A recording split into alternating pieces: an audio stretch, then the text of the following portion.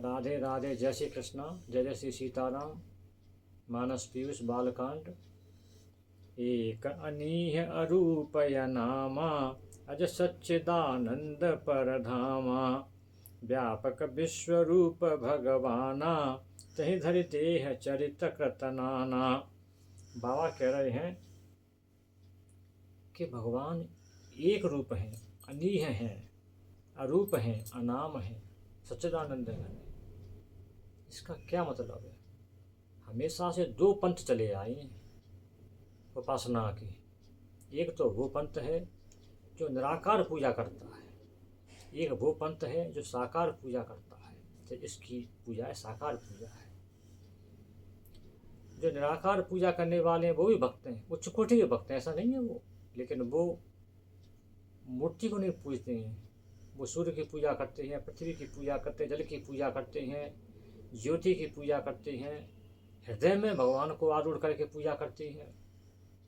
उनके लिए बाबा ने लिखा है कि भगवान का कोई नाम नहीं है, उनका कोई स्वरूप नहीं है, वो अनी हैं, अनाम हैं और अज हैं, हर जगह प्रकट हैं। वो तो ऐसे सच्चिदानंद घन है, लेकिन वो व्यापक है, विश्वरूप है, भगवान है।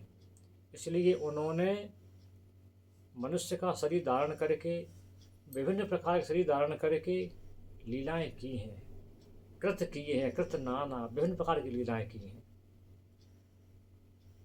एक बार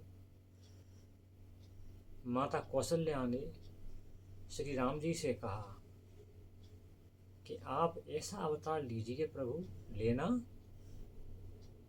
जिससे कि हर व्यक्ति को सुलभ हो जाए, हर व्यक्ति आपकी आराधना कर सके। तो उन्होंने कहा मैया मैं 12 अवतार ले लूँगा, मत्स्य अवतार ले लूँगा। नहीं, इनसे नहीं बन पाएगी बात। रघुनाथ जी बन जाऊँगा, जगन्नाथ जी बन जाऊँगा, कि नहीं, इनसे भी नहीं बन पाएगी बात। तो मैं प्रद्युम्न बन जाऊँगा, संकर्षण बन जाऊँगा, अनिरुद्ध बन जाऊँगा, कि इनसे भी नहीं बन पाएगी बात, ये भी नहीं जम पाएंगे। तो फिर क्या करूँ?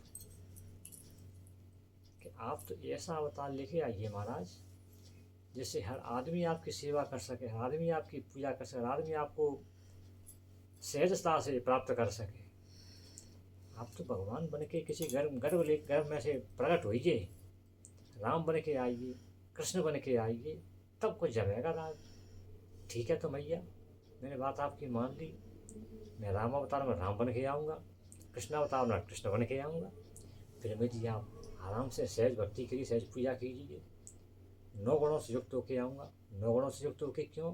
कि काव्य में 9 रस हैं, 9 की प्रधानता है, तो 9 गुणों से युक्त होके आऊँगा मैं तो ये भगवान का स्वरूप है। वो निराकार वालों का अलग हो गया, साकार वालों का ये हो गया, ये किसी माता के गर्भ से प्रकट हुए हैं, उनका जन्म नहीं हुआ, वो प्रकट हुए।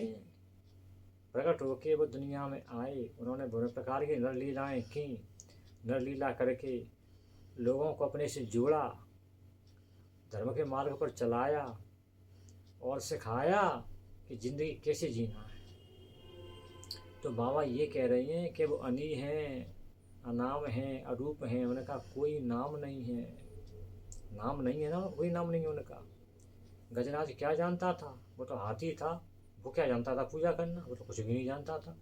उसने तो एक फूल उठा के और बस ब्रह्म जो भी हो मेरी हेल्प करो महाराज, आजा मुझे बचाओ। वो नाम वो जानता ही नहीं था, कृष्ण क्या है, राम क्या है, वो नाम जानते ही नहीं था।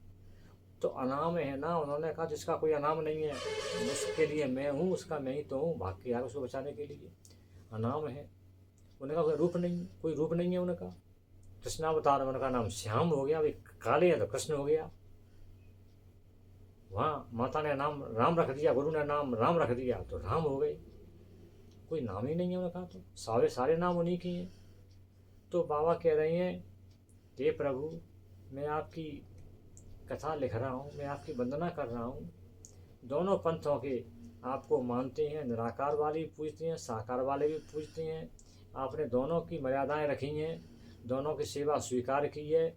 मेरी भी सेवा स्वीकार करना।